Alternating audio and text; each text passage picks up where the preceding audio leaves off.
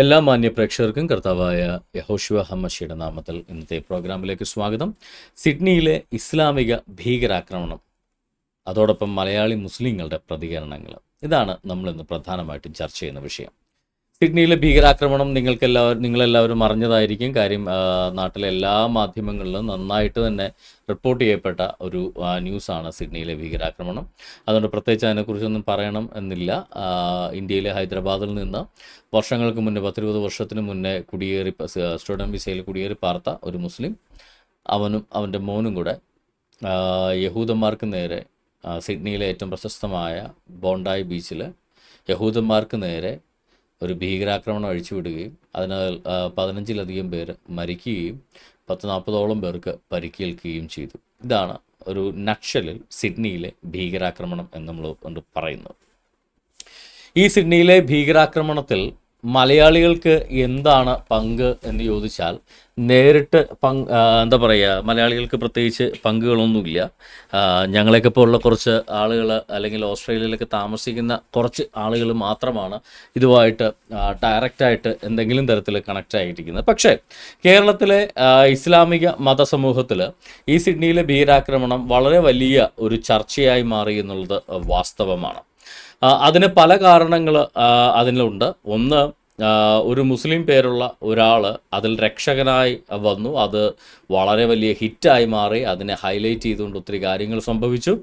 അത് ഒരു കാരണമായി തീർന്നു. അപ്പോൾ ഈ മുങ്ങിച്ചാവാൻ പോകുന്നതിനെ കച്ചിത്തുരുമ്പ് കിട്ടിക്കഴിഞ്ഞാൽ അതിന്മേൽ പിടിച്ച് കയറുമെന്ന് പറയുന്ന ആ ഒരു ലോജിക്ക് അവിടെ വർക്കൗട്ടായി. അതുകൊണ്ടായിരിക്കാം കേരളത്തിലെ കോയകളൊക്കെ ഒന്ന് പൊക്കി തുടങ്ങി. നമുക്ക് എന്തായാലും കേരളത്തിലെ മുസ്ലിങ്ങളുടെ ഇതോടുള്ള പ്രതികരണങ്ങൾ നമുക്ക് ഒന്നൊന്നായിട്ട് നമുക്കൊന്നെടുത്ത് നോക്കാം.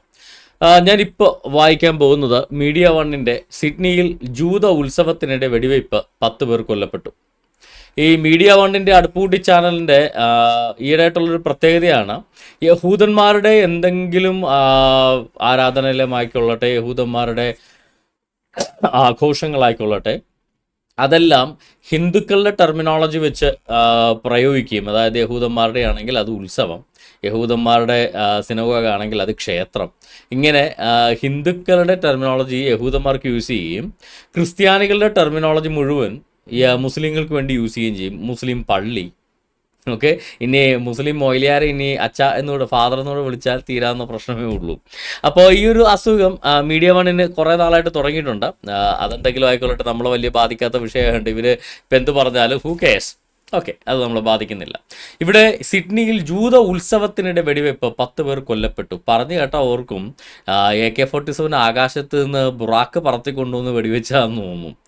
സിഡ്നിയിൽ ജൂത ഉത്സവത്തിനിടെ വെടിവെച്ചത് ഇസ്ലാമിക സ്റ്റേറ്റ് ഭീകരന്മാരാണ്, മുസ്ലിം ഭീകരന്മാരാണ്.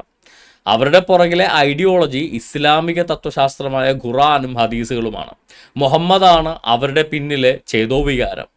അങ്ങനെയാണ് സിഡ്നിയിൽ ഉത്സവത്തിനിടെ വെടിവെപ്പ് നടന്നത്. അല്ലാതെ ഇവരുടെ വർത്താനം കേട്ട ആകാശത്ത് നിന്ന് എങ്ങോ വെടിപൊട്ടി മരിച്ചു എന്ന് പോലെ ഇരിക്കും. കഴിഞ്ഞ ദിവസം ജനം TV-യുടെ റിപ്പോർട്ടിങ് ഞാൻ കണ്ടപ്പോൾ സിഡ്നിയിൽ ജൂതന്മാരുടെ എന്ന് വലിയ അക്ഷരത്തിൽ, താഴെ ചെറിയ അക്ഷരത്തിൽ ഉത്സവത്തിന് പരിപാടിക്കിടെ വെടിവെപ്പ് എന്ന് താഴെ വീണ്ടും വലിയ അക്ഷരത്തിൽ, ഭീകരാക്രമണം താഴെ വലിയ അക്ഷരത്തിൽ. അപ്പം ഞാൻ പെട്ടെന്ന് വായിച്ചപ്പോൾ സിഡ്നിയിൽ ജൂതന്മാരുടെ ഭീകരാക്രമണം, പല പത്രങ്ങളൊക്കെ അതിപ്പോൾ ഏതാണെങ്കിലും പലതരത്തിലും വളച്ചൊടിച്ചാണ് അവരറിഞ്ഞോ അറിയാതെയൊക്കെ വാർത്ത കൊടുക്കുന്നതുകൊണ്ട് ശ്രദ്ധിച്ചൊക്കെ വായിക്കണം. ഓക്കെ, എന്തെങ്കിലും ആയിക്കോട്ടെ.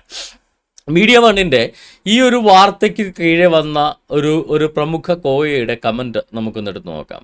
ഹാരിസ് മുഹമ്മദ് എന്ന് പറയുന്ന ആളുടെ കമൻറ്റ് ഇതാണ്: ഇസ്രായേലിൻ്റെ ചെയ്തികൾക്ക് ജൂതജനത വില നൽകേണ്ടി വരുന്നു.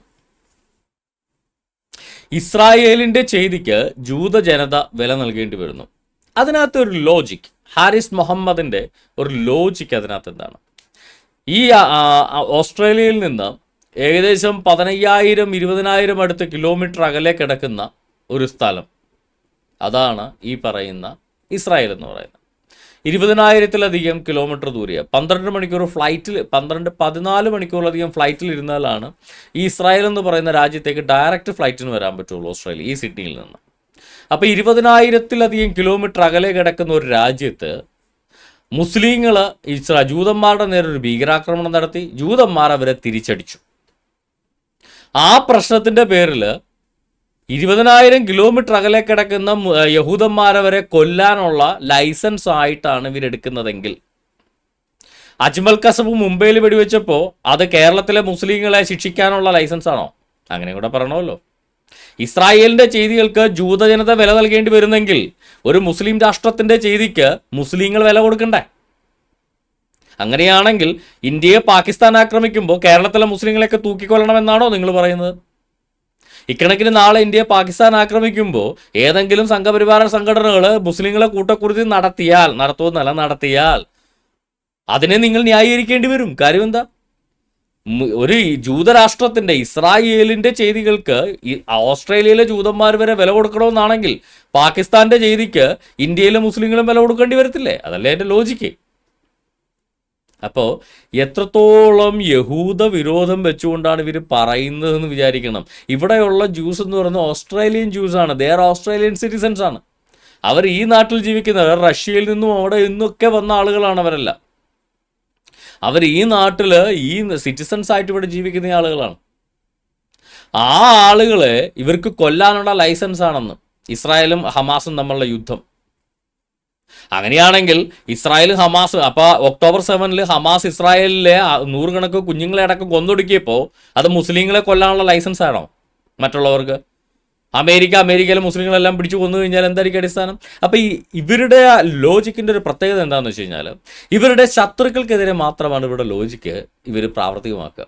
അതായത് ഞമ്മലിട്ടാൽ മാത്രം ട്രൗസർ, ബാക്കിയുള്ളവരൊക്കെ ഇട്ടാൽ വള്ളിക്കൽസം.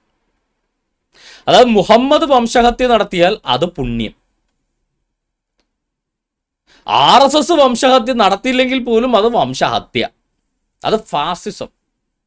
നരേന്ദ്രമോദി ഇവർക്ക് ഫാസിസ്റ്റ്, മുഹമ്മദ് ഇവർക്ക് പ്രവാചകൻ. അതാണ് ഇവരുടെ ഇരട്ടത്താപ്പെന്ന് പറഞ്ഞത്. ഞാൻ പറഞ്ഞ എന്താണെന്ന് നിങ്ങൾക്ക് മനസ്സിലായി കാണില്ല, അതുകൊണ്ടൊന്ന് വിശദീകരിക്കാം. എന്തുകൊണ്ടാണ് ഇവർ ഫാസിസ്റ്റുകൾ എന്ന് വിളിക്കുന്നത്? ഒരാളെ ഫാസിസ്റ്റ് എന്ന് വിളിക്കുന്നതിൻ്റെ കാരണം എന്താ? നരേന്ദ്രമോദിയെ കേരളത്തിലെ മുസ്ലിങ്ങൾ ഫാസിസ്റ്റുകൾ എന്ന് വിളിക്കുന്നത് എന്തുകൊണ്ടാണ്? അവരുടെ ചിന്താഗതിയിൽ മുസ്ലിങ്ങളെ ഉന്മൂലനം ചെയ്ത് ഇന്ത്യയെ മുസ്ലിം വിമുക്ത ഭാരതമാക്കാൻ ശ്രമിക്കുന്നു എന്നാണ് മുസ്ലിങ്ങളുടെ ചിന്താഗതി. BJPയുടെ മുദ്രാവാക്യം ഞാൻ കിട്ടാക്കുന്നത് കോൺഗ്രസ് മുക്ത ഭാരതം എന്നാണ്, അല്ലാതെ മുസ്ലിം മുക്ത ഭാരതം എന്നല്ല. ഇപ്പം രണ്ടും കണക്കായിരിക്കും, പറയാൻ പറ്റില്ല. കോൺഗ്രസിൽ മുഴുവൻ മുസ്ലിം ലീഗ് ആണല്ലോ. ഓക്കെ, അതെന്തെങ്കിലും ആയിക്കൊള്ളട്ടെ. അപ്പോൾ കോൺഗ്രസ് മുക്ത ഭാരതം എന്നുള്ളതല്ലാതെ മുസ്ലിം മുക്ത ഭാരതം എന്നൊരു കോൺസെപ്റ്റ് BJPക്ക് ഉള്ളതായിട്ട് എനിക്കറിയത്തില്ല. പക്ഷെ ഇവർ ആ കോൺസെപ്റ്റ് വെച്ചുകൊണ്ടാണ് നരേന്ദ്രമോദി വംശഹത്യ നടത്തുന്നു, നരേന്ദ്രമോദി ഫാസിസ്റ്റ് ആണ് എന്നൊക്കെ വാദിക്കുന്നത്. ആവാതിരിക്കാം, അതൊക്കെ നിങ്ങൾ ചിന്തിച്ച് തീരുമാനിക്കുക. I am not interfering in Narendra Modi. പക്ഷെ എൻ്റെ ക്വസ്റ്റ്യൻ ഇതാണ്, യഹൂദന്മാരെ മുഴുവൻ, ഇസ്രായേലിയ വംശജരെ മുഴുവൻ അറേബ്യൻ പെനിൻസുലയിൽ നിന്ന്, അറേബ്യൻ ഉപദ്വീപിൽ നിന്ന് ഞാൻ നാട് കടത്തിയിരിക്കും, മുസ്ലിം അല്ലാതെ ഒരു മതക്കാരനെയും അറേബ്യൻ ഉപദ്വീപിൽ താമസിക്കാൻ ഞാൻ സമ്മതിക്കില്ല എന്ന് പറഞ്ഞ മുഹമ്മദ്, അങ്ങനെയാണെങ്കിൽ അവർക്ക് ഫാസിസ്റ്റ് ആണല്ലോ. അത് പറ്റിയില്ല. മുഹമ്മദ് പ്രവാചകൻ. അതായത് ഒരു ദേശത്ത് നിന്ന് മുഹമ്മദിൻ്റെ വല്യുപ്പാപ്പ ജനിക്കുന്നതിന് മുന്നേ അവിടെ ഉള്ളവരാണ് അവിടുത്തെ യഹൂദന്മാരും ക്രൈസ്തവരും. മുഹമ്മദിൻ്റെ വല്യുപ്പാപ്പ അബ്ദുൽ മുത്തലിബ് ജനിച്ചു വീഴുന്നതിന് മുന്നേ ജീവിക്കുന്നവരാണ്, ആ നാട്ടിൽ ജീവിക്കുന്നവരാണ് ഈ പറയുന്ന അറേബ്യൻ ക്രൈസ്തവരും യഹൂദന്മാരും. ആ അറേബ്യൻ ക്രൈസ്തവരെയും യഹൂദന്മാരെയും നാട് കടത്തുകയും മുസ്ലിം മതത്തിൽപ്പെട്ടതല്ലാത്ത, ഇസ്ലാം മതത്തിൽപ്പെട്ട അല്ലാത്ത ഒരാളെപ്പോലും ആ അറേബ്യൻ പെനിൻസുലയിൽ, അല്ല മക്കയിലും മദീനയിലും മാത്രമല്ല അറേബ്യൻ ഉപദ്വീപിൽ മുഴുവൻ ഒരു ഇസ്ലാം ഇതര മതസ്ഥരെയും താമസിക്കാൻ സമ്മതിക്കില്ല. അവർ മതം മാറി മുസ്ലിം ആയാൽ താമസിക്കാം, അല്ലെങ്കിൽ നാട് വിട്ടു പോകണം എന്ന് ആജ്ഞാപിച്ച മുഹമ്മദ് അങ്ങനെയാണെങ്കിൽ വംശഹത്യയല്ലേ നടത്തിയത്? അതെ. അദ്ദേഹം ഫാസിസ്റ്റ് അല്ലേ? അതെ. പക്ഷെ അദ്ദേഹത്തെ പ്രവാചകനെന്ന് വിളിക്കും. ഒന്നുകിൽ നിങ്ങൾ മുഹമ്മദിനെയും നരേന്ദ്രമോദിയെയും പ്രവാചകനെന്ന് വിളിക്കുക, അല്ലെങ്കിൽ നിങ്ങൾ രണ്ടുപേരെയും ഫാസിസ്റ്റ് എന്ന് വിളിക്കുക. അല്ലാതെ രണ്ടും കൂടെ ചേർത്ത് എന്താ പറയുക, ഞമ്മക്ക് ഇഷ്ടപ്പെട്ട ആളെ ഫാസിസ്റ്റും അല്ലാത്ത ആളുകളെയൊക്കെ പ്രവാചകനും എന്നൊക്കെയുള്ള ഉടായ്പ പരിപാടികൾ നടത്തുക. അപ്പോൾ ഇസ്രായേലിൻ്റെ ചെയ്തികൾക്ക് ജൂതജനത വില നൽകേണ്ടി വരുന്നു എന്ന് ഇവർ പറയുമ്പോൾ, ഇവർ ആക്രമിക്കുന്നത് ഇസ്രായേൽ എന്തെങ്കിലും ചെയ്താൽ ലോകമെമ്പാടുമുള്ള ജൂതന്മാരെ ഇവർ ആക്രമിക്കും എന്ന ഒരു വെല്ലുവിളിയാണ് ഇവർക്കുള്ളത്. അങ്ങനെയാണെങ്കിൽ പാകിസ്ഥാനെ പോലുള്ള മുസ്ലിം തെമ്മാടി രാഷ്ട്രം എന്തെങ്കിലും ചെയ്താൽ ലോകമെമ്പാടുമുള്ള മുസ്ലിങ്ങളെ കൊന്നുകളയണം എന്ന് പറയുന്നതിന് തുല്യമായി പോകത്തില്ലേ അത്? അപ്പോൾ ഇമാതിരി വിവരക്കേട് എഴുന്നള്ളിക്കാതെ എൻ്റെ പൊന്നു മുസ്ലിം സഹോദരങ്ങളെ, നിങ്ങളുടെ പുസ്തകത്തിലെ കാര്യമാണ് അങ്ങേര് ചെയ്തത്, അതിന് കിടന്ന് കരഞ്ഞിട്ട് യാതൊരു കാര്യവുമില്ല. ഇനി നമുക്ക് ഇതുമായിട്ട് ബന്ധപ്പെട്ടൊരു അടുത്ത കമൻറ്റ്. ഫർസ് ഇതൊരു ഒറ്റപ്പെട്ട കമൻറ്റൊന്നുമല്ല, അതിനകത്ത് 100 കണക്ക് കമൻറ്റുകൾ ഇതേ ടോണിൽ തന്നെ ഉണ്ട്. അതിൻ്റെ ഉദാഹരണമാണ് അടുത്തത്. ഫർസിൻ ഫാർസ്: ഇസ്രായേൽ ടെററിസ്റ്റുകളാണ്, കാരണം നിരപരാധികളായ ജൂസ് കൊല്ലപ്പെടുന്നു. ഇനിയൊരു ഹിറ്റ്ലർ ഉണ്ടാവല്ലേ എന്ന് പ്രേ ചെയ്യാം. എന്തോ ഒരു ആഗ്രഹമാണ്, ഇനിയൊരു ഹിറ്റ്ലർ ഉണ്ടാവല്ലേ എന്ന് പ്രേ ചെയ്യാമെന്ന്. കരുതിച്ച യഹൂദന്മാരെ കൊന്നൊടുക്കിയ ഒരു ഫാസിസ്റ്റാണ് ഹിറ്റ്ലർ എന്ന് പറയുന്നത്. അതുപോലൊരു ഹിറ്റ്ലറെ ഇനി ജനിപ്പിക്കണമേ. കാര്യം മുസ്ലിങ്ങളെ കൊണ്ടും അള്ളാനെ കൊണ്ടും കൂട്ടിയാൽ കൂടൂല എന്ന് ഇവർക്ക് ഇപ്പം തന്നെ മനസ്സിലായി. ഇറാൻ അടക്കം ഇറാനും ഹിസ്ബുള്ളയും ലെബനനും ഈ പറയുന്ന സകല രാഷ്ട്രങ്ങളും കൂടെ തിരിഞ്ഞു നിന്ന് കുത്തി എന്താ പറയുക, അറബ് വാറിനിടയ്ക്ക്, അറബ് ഇസ്രായേൽ വാറുകളുടെ 2 6 ഡേ വാറിലും യോം കിപ്പോർ വാറിലുമൊക്കെ എല്ലാ രാഷ്ട്രങ്ങളും കൂടെ കുനിഞ്ഞ് നിന്ന് നിസ്കരിച്ച് പരിപാടി നടത്തിയിട്ട് പോലും അള്ളാഹു അക്ബർ എന്ന് വിളിച്ച് ഇങ്ങോട്ട് വന്നിട്ട് തള്ളാഹു അക്ബർ എന്ന് വിളിച്ച് വെടിയും കൊണ്ട് ഓടുന്നതാണ് സാധാരണ നടപ്പുവശം. അപ്പം ഇറാൻ കൂടെ ഇല്ലാണ്ടാന്ന് ഇപ്രാവശ്യം ഇറാൻ്റെ റോക്കറ്റും എല്ലാമായിട്ട് വന്നിട്ട് എന്തു പറ്റി? ഇറാൻ്റെ പ്രസിഡന്റ് മുതൽ ഇങ്ങോട്ട് സകല ആളുകളും പടമായി എന്നുള്ളതല്ലാതെ മറ്റു മെച്ചമൊന്നും ഇല്ലായിരുന്നു. ആർമി തലവന്മാരടക്കം പടമായി തീർന്നു. എന്നാലും നമ്മളാട്ടോ വിജയിച്ചത്, അത് വേറെ കാര്യം.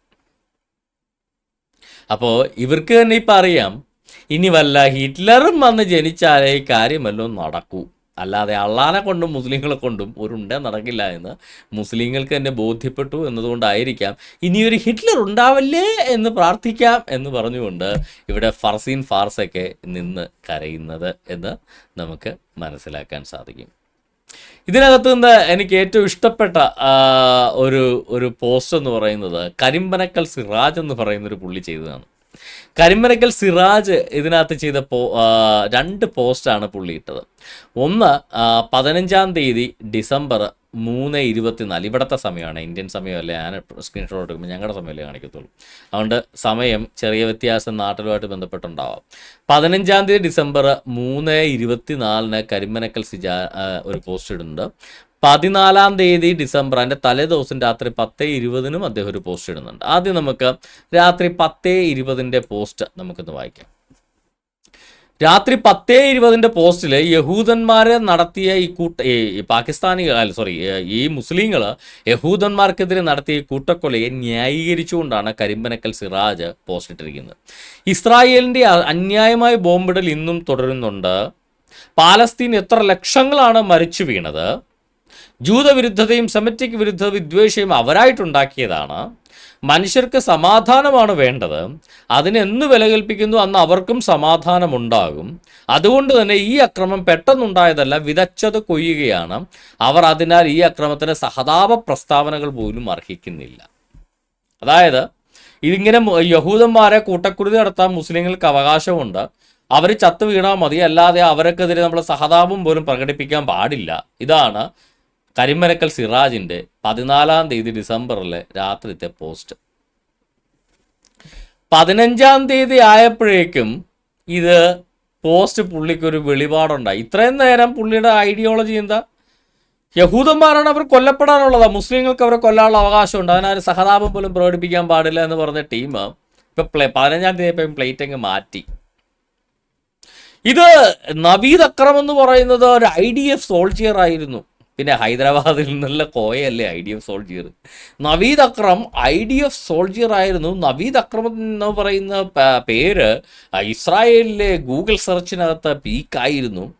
പിന്നെ ഇനി മൊസാദ് എങ്ങാനും ഇങ്ങനെ ചെയ്തെങ്കിൽ തന്നെ അവർ ഗൂഗിൾ സെർച്ചിനകത്ത് പീക്കാക്കിയിട്ടാണല്ലോ നവീദ് അക്രമത്തിനെ വെടിവെക്കാൻ വിടുന്നത്.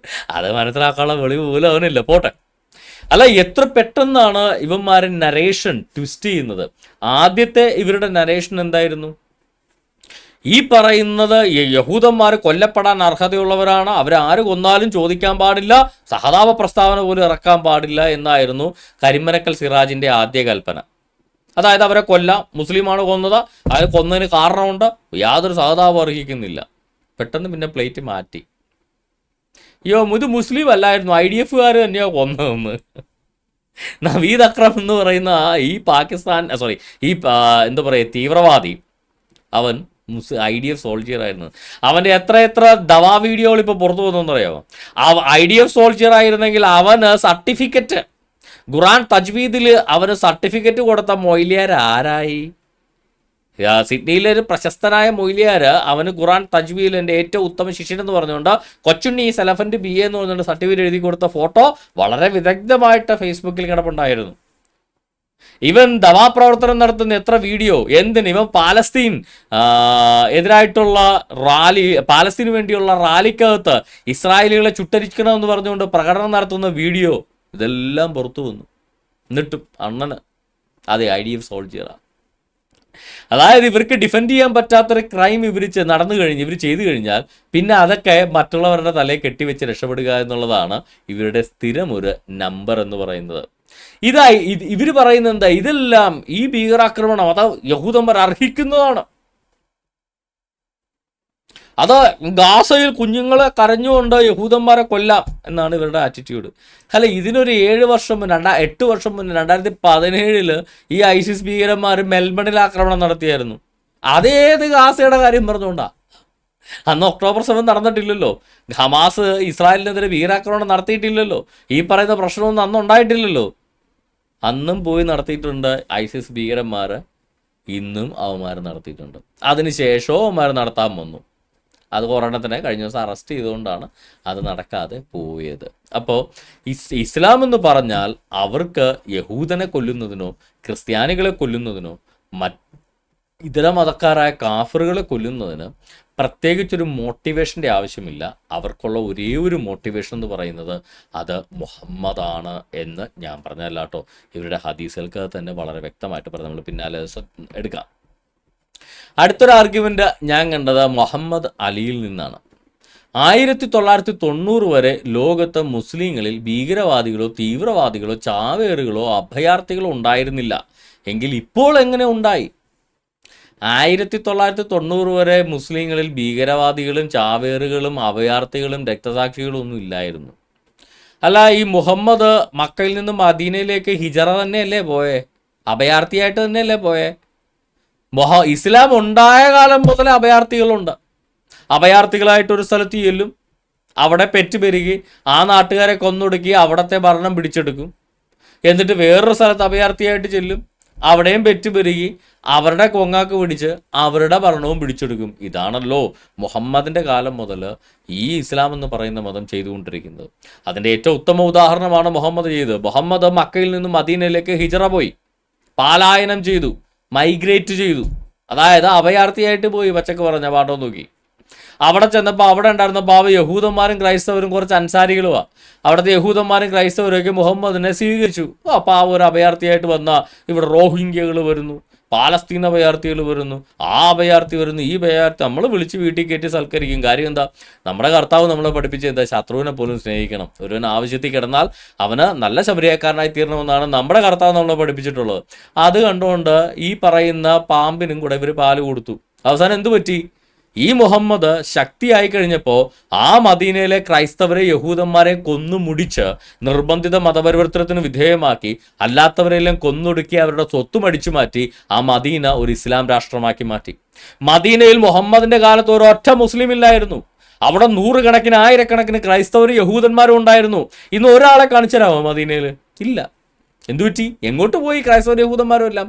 മുഹമ്മദ് കൊന്നൊടുക്കിയവരെ, അവരെ നാട് കടത്തി, അവരെ പീഡിപ്പിച്ചു, അവരുടെ സ്വത്തെല്ലാം അടിച്ചു മാറ്റി, അവരുടെ ഭാര്യമാരെ ബലാത്സംഗം ചെയ്തു, അവരുടെ പെങ്ങന്മാരെ ബലാത്സംഗം ചെയ്തു. അങ്ങനെയാണ് മദീനയിൽ അല്ലാതെ മദീന എന്ന് പറഞ്ഞ ഇസ്ലാമിക രാഷ്ട്രമോ ഇസ്ലാമിക സ്ഥലമോ അല്ല. മദീനയുടെ ഒറിജിനൽ ഓണേഴ്സ് എന്ന് പറയുന്നത് അറബ് ക്രൈസ്തവരും അറബ് ജൂസുമാണ്, നേറ്റീവ് അറബ്സുമാണ്. അല്ലാതെ മദീനയിൽ ഇസ്ലാമുമായിട്ട് യാതൊരു ബന്ധവുമില്ലാത്ത സ്ഥലമാണ്. മദീനക്കാർ ചെയ്ത ഒരേ ഒരു തെറ്റ് മുസ്ലിമായ മുഹമ്മദിന് കുറച്ച് നാളത്തേക്ക് ഒരു അഭയം കൊടുത്തു എന്നൊരു തെറ്റ് മാത്രമാണ് മദീനയിലെ ക്രൈസ്തവർ യഹൂദന്മാരും ചെയ്തത്. അതിൻ്റെ ഫലം അവരനുഭവിച്ചു.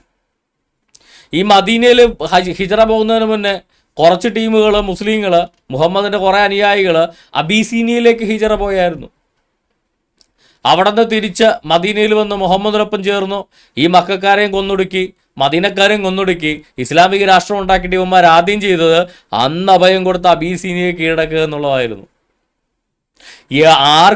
ആരൊക്കെ ഇവന്മാർക്ക് അഭയം കൊടുത്തിട്ടുണ്ടോ അവരെയെല്ലാം കൊന്നുമുടിച്ച് അവിടെ ഇസ്ലാമിക രാഷ്ട്രം ഉണ്ടാക്കുക എന്നുള്ളതാണ് ഇസ്ലാമിൻ്റെ അന്നു മുതലുള്ള ഇത്. അപ്പോൾ മുഹമ്മദ് അലി, താങ്കളുടെ അഭിപ്രായ പ്രകാരം മുഹമ്മദ് 1990 ശേഷമാണോ ജനിച്ചത്? കാര്യം മുഹമ്മദ് അഭയാർത്ഥിയായിട്ടുണ്ട്, മുഹമ്മദ് ചാവേറുകളെ വളർത്തിയിട്ടുണ്ട്, മുഹമ്മദ് ഭീകരാക്രമണം നടത്തിയിട്ടുണ്ട്. ഇന്ന് ബോണ്ടി ബീച്ചിൽ ഹനൂക്ക ആചരിച്ചുകൊണ്ടിരുന്ന യഹൂദന്മാരെ ഇവന്മാർ വന്ന് കൊന്നെങ്കിൽ, വഴിയാത്രക്കാരായി കച്ചവട സംഘവുമായിട്ട് യാത്ര ചെയ്തിരുന്ന ഖുറൈശികളായ കച്ചവടക്കാരെ ഒളിച്ചും പാത്തുമെന്ന് കൊന്ന് കൊല വിളിച്ച് അവിടെ സ്വത്തും തട്ടിയെടുത്തുകൊണ്ട് പോകുന്നത് മറന്നുപോയോ നിങ്ങൾ? ക്രൈസ്തവരുടെ പള്ളിയിലേക്ക് ആളയച്ചിട്ട്, യഹൂദന്മാരുടെയും ക്രൈസ്തവരുടെ പള്ളികളിലേക്ക് ആളയച്ച് സത്യമതത്തെ മതമായി സ്വീകരിക്കാത്തവരെ ഞങ്ങൾ കൊല്ലും, അതുകൊണ്ട് നിങ്ങൾ ഇസ്ലാം മതം ലാ ഇലാഹ ഇല്ലല്ലാഹ് ചൊല്ലി ഇസ്ലാം മതം സ്വീകരിച്ചു, അല്ലെ ഞങ്ങൾ നിങ്ങളെ കൊല്ലും എന്ന് മുഹമ്മദ് ആളെ വിട്ട് പറയിച്ചത് നിങ്ങൾ മറന്നു? അപ്പം ഇതൊക്കെ എവിടെ നിന്നുണ്ടായി എന്ന് നിങ്ങൾ ശ്രദ്ധിക്കണം. അല്ല 1990 ശേഷമല്ല ഇസ്ലാമിക വീരപ്രസ്ഥാനം ഉണ്ടായത്. നിങ്ങൾക്ക് വേണ്ടി കുറച്ച് ഈ മുഹമ്മദ് അലിക്ക് കുറച്ച് പഠിപ്പിച്ചു കൊടുക്കുന്നതിന് വേണ്ടി 1-2 ഹദീസുകൾ നമുക്കൊന്ന് വായിക്കാം. കാര്യം ഇവന്മാർക്ക് ഈ സംഭവം ഒന്നും അറിയത്തില്ല കേട്ടോ, ഞാൻ അഹങ്കാരം പറയണല്ല, ഇവന്മാർക്ക് ഇതൊന്നും അറിയില്ല. അതുകൊണ്ടാണ് സത്യമായിട്ടും ഖുറാനും ഹദീസുകളും പഠിച്ച ഏതെങ്കിലും ഒരു മുസ്ലിം ഉണ്ടെങ്കിൽ അവൻ എക്സ് മുസ്ലിം ആയിരിക്കും, അവൻ ഒരിക്കലും മുസ്ലിമായിട്ട് തുടരില്ല. ഖുറാനും ഹദീസും മനസ്സിലാക്കിയ ഒരാൾ പോലും മുസ്ലിമായിട്ട് തുടരാൻ അവന് സാധിക്കില്ല, മനസാക്ഷിയുള്ളവനാണെങ്കിൽ. അല്ല പെണ്ണ് പിടിക്കാൻ ഇതുപോലെ കണ്ടവനൊക്കെ ഒന്ന് സ്വത്ത് തട്ടിയെടുക്കാനുള്ള ഉദ്ദേശത്തോടെയാണെങ്കിൽ ചിലപ്പോൾ നിൽക്കുമായിരിക്കും, അതല്ലാതെ ഒരുത്തം പോലും നിൽക്കില്ല. സഹീൽ ബുഖാരി ബുക്ക് നമ്പർ 2 ഹദീസ് number 29. Prophet said, the person who participates in holy battles, അള്ളാഹുവിൻ്റെ വിശുദ്ധ യുദ്ധത്തിൽ പങ്കെടുക്കുന്ന ആളുകൾ, അള്ളാഹുവിന് വേണ്ടി വിശുദ്ധ യുദ്ധത്തിൽ പങ്കെടുക്കുന്ന ആളുകൾ, and nothing compels him to do so except belief in Allah and his apostle. അതായത് ഈ ബോണ്ടി ബീച്ചിൽ യഹൂദന്മാരെ കൊന്നൊടുക്കിയവരാണെങ്കിലും, ന്യൂയോർക്കിൽ വേൾഡ് ട്രേഡ് സെന്റർ നശിപ്പിച്ച ക്രൈസ്തവരെ കൊന്നൊടുക്കിയവരാണെങ്കിലും, നൈജീരിയയിലെ സ്കൂളുകളിൽ നിന്ന് തട്ടിക്കൊണ്ടുപോയി പെൺകുട്ടികളെ ബലാത്സംഗം ചെയ്ത് കൊല്ലുന്ന മുസ്ലിങ്ങളാണെങ്കിലും, നൈജീരിയയിലെ ക്രൈസ്തവരെ പള്ളിക്കകത്ത് കയറി വെടിവെച്ച് കൊല്ലുന്ന മുസ്ലിം ഭീകരരാണെങ്കിലും, ശ്രീലങ്കയിലെ ക്രൈസ്തവരെ പള്ളിക്കകത്ത് ഈസ്റ്റർ ദിനത്തിൽ ബോംബ് വെച്ച് കൊല്ലുന്ന മുസ്ലിം ഭീകരരാണെങ്കിലും, അവർക്ക് പ്രചോദിതമാകുന്നത് ഗാസയോ ഇസ്രായേലിൻ്റെ ആക്രമണമോ അങ്ങനെ യാതൊരു മറുവ്യക്തികളുമല്ല എന്ന് പറയുന്നതാരാ? മുസ്ലിങ്ങളുടെ പ്രവാചകനായ മുഹമ്മദാണ്. സഹീൽ ബുഖാരി ബുക്ക് നമ്പർ 2 ഹദീസ് നമ്പർ 29 പറയുന്നത്, ജിഹാദിന് പ്രചോദനമായിട്ടുള്ളത് ഒരാൾ മാത്രമാണ്, അത് അള്ളാഹുവിലുള്ള വിശ്വാസവും അവൻ്റെ അപ്പോസ്തലനുള്ള വിശ്വാസവും മാത്രമാണ് ജിഹാദിൻ്റെ പ്രചോദനം. അതായത് ഇവന്മാർ പറയുന്ന പോലെ ഗാസയിൽ കൂട്ടക്കുരുതി നടത്തിയാലും ഇല്ലേലും ഇവർ ജിഹാദ് നടത്തും. കാര്യം ഗാസയിലെ കൂട്ടക്കുരുതിയല്ല, കാഫറുകളെ കൊല്ലുന്ന, ക്രൈസ്തവരെ കൊല്ലുന്ന, യഹൂദന്മാരെ കൊന്നൊടുക്കുന്ന ജിഹാദിന്റെ പ്രചോദനം എന്ന് പറയുന്നത് ഗാസയിലെ കൂട്ടക്കുരുതിയോ ഏതെങ്കിലും മുസ്ലിമിനെ ആരെങ്കിലും അടിച്ചതോ അല്ല. The prophet said, മുഹമ്മദ് പ്രകാരം പറഞ്ഞു, the person who participates in holy battles, അള്ളാഹുവിന്റെ വിശുദ്ധ യുദ്ധത്തിൽ പങ്കെടുക്കുന്ന ആളുകളുടെ and nothing compels him to do so, അവനെ നിർബന്ധിക്കുന്നത് മറ്റൊന്നുമല്ല except belief in Allah and his apostle, അള്ളാഹുവിലും അവൻ്റെ അപ്പോസ്തലിലുമുള്ള വിശ്വാസമല്ലാതെ മറ്റൊന്നുമല്ല അവനെ അള്ളാഹുവിൻ്റെ വിശുദ്ധ യുദ്ധത്തിൽ പങ്കെടുക്കാൻ അവനെ നിർബന്ധിക്കുന്നത്. അപ്പം നിങ്ങൾ വിചാരിക്കുന്ന പോലെ ഈ യഹൂദന്മാരെ ഇസ്രായേല് ഹമാസികളായിട്ട് ബോംബ് വെച്ചതോ ഇറാനികളുടെ മൂട്ടിക്കൊണ്ട് ബോംബ് പൊട്ടിച്ചതോ അല്ല ജിഹാദ് നടത്തുന്നതിന് ഇവന്മാരെ നിർബന്ധിക്കുന്നത്. ഈ യഹൂദന്മാരെന്നവർ പറയുന്ന വർഗം ഈ ഭൂമിയിൽ അവശേഷിച്ചില്ലെങ്കിൽ പോലും ജിഹാദ് അവർ നടത്തും. എന്തിനു പറയുന്നു? ഇന്ത്യയിൽ എന്തെങ്കിലും പ്രശ്നം വേറെ ഭീകരാക്രമണം നടത്തിയാൽ പറയും അത് RSS സംഖ്യകൾ ഭരിക്കുന്നതുകൊണ്ട് ഞങ്ങൾ ഭീകരാക്രമണം നടത്തുന്നു. ഈ ഓസ്ട്രേലിയയിലെ ഏത് സംഖ്യ ഭരിച്ചിട്ടാ? ഓസ്ട്രേലിയ ഭരിക്കണവന്മാരാണ് കോയകളുടെ മൂടുതാങ്ങികളാണ്. പിന്നെ ഏത് സംഖ്യ ഭരിച്ചിട്ടാണ് ഓസ്ട്രേലിയ ഭീകരാക്രമണം നടത്തിയത്? ഇനി പോട്ടെ, ഓസ്ട്രേലിയയിൽ ജൂതന്മാരെയാണ് കൊന്നത്, ജൂതന്മാരുണ്ടല്ലോ അതുകൊണ്ടാണെന്ന് പറയാം. നൈജീരിയയിലെ ഏത് ജൂതനിരുന്നിട്ടാ നൈജീരിയയിലെ ക്രൈസ്തവരെ കൊന്നെടുക്കുന്നത്? അവിടെ RSSഉം ഇല്ല, ജൂതനും ഇല്ല.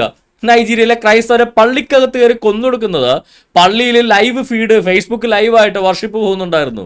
ആ ലൈവ് ഫീഡിനിടയ്ക്ക് പച്ചക്ക് ലൈവായിട്ട് നാട്ടുകാർ മുഴുവൻ കണ്ട്, അമേരിക്കൻ പ്രസിഡന്റ് വരെ കണ്ടു. ഇവന്മാർ കയറി വന്ന് വെടിവെച്ച പാവം ക്രൈസ്തവരെ കൊല്ലുന്ന അല്ലാഹു അക്ബർ മുഴക്കിക്കൊണ്ട്. നൈജീരിയയിലെ ബൊക്കോ ഹറാം അവരുടെ സ്കൂളുകളിൽ നിന്ന് പെൺകുട്ടികളെ തട്ടിക്കൊണ്ടുപോയി ബലാത്സംഗം ചെയ്യുന്നു. എന്തിന്റെ പേരിൽ? Who compels them? യഹൂദന്മാരാണോ? അല്ല. നൈജീരിയയിൽ ജൂതനില്ല. RSS ആണോ? അല്ല. നൈജീരിയയിൽ RSS ഇല്ല. ആരാണ് കമ്പൽ ചെയ്യുന്നത്? അള്ളാഹുവിലുള്ള അവന്റെ വിശ്വാസവും അവന്റെ പ്രവാചകൻ മുഹമ്മദിലുള്ള അവന്റെ വിശ്വാസവുമാണ് അവനെ ജിഹാദ് നടത്താൻ, വിശുദ്ധ യുദ്ധം നടത്താൻ അവനെ കമ്പല് ചെയ്യുന്നതെന്ന് ആര് പറഞ്ഞു? ഈ പറയുന്ന മുഹമ്മദ് പറഞ്ഞു.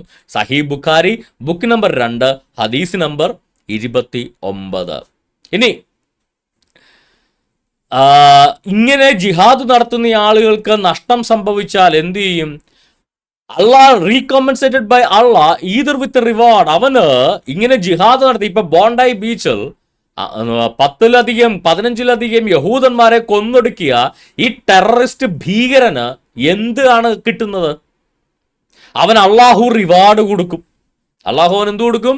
റിവാർഡ് കൊടുക്കും. ഞാൻ പറഞ്ഞതല്ല കേട്ടോ, ഇത് ഇവരുടെ പുസ്തകത്തിനകത്ത് എഴുതി വെച്ച്, ഇവരുടെ ശരീഅത്തിനകത്ത് എഴുതി വെച്ചിരിക്കുന്ന, ഇവരുടെ പ്രമാണ ഗ്രന്ഥത്തിനകത്ത് എഴുതി വെച്ചിരിക്കുന്നതാണ്.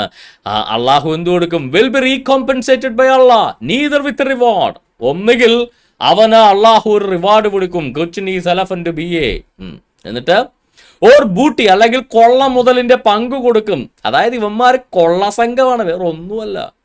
പച്ചയായ കൊള്ള സംഘമാണ്. കൊല നടത്താൻ വേണ്ടി പ്രോത്സാഹന സമ്മാനം കൊടുക്കുക. നിങ്ങൾ കൊള്ളയടിച്ചുകൊണ്ട് വന്നാൽ ആ കൊള്ള മുതലിന്റെ പങ്ക് നിനക്ക് ഞാൻ തരാം. If he survives or will be admitted to paradise if he killed in the battle as a martyr. അവൻ രക്തസാക്ഷിയായി ഈ ജിഹാദിൽ കൊല്ലപ്പെട്ടാൽ അവന് സ്വർഗം ലഭിക്കും.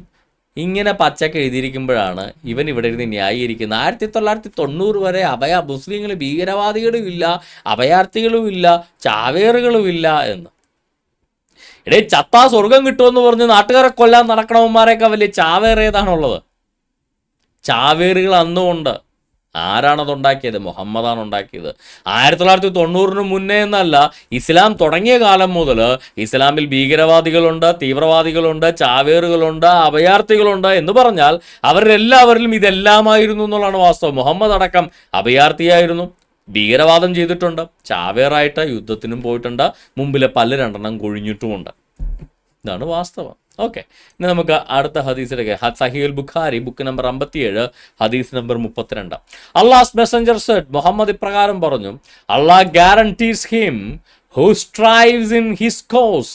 അള്ളാഹുവിന്റെ മാർഗത്തിൽ ജിഹാദ് നടത്തുന്നവന്, and whose motivation for going out is nothing but jihad in his cause and believe in his word.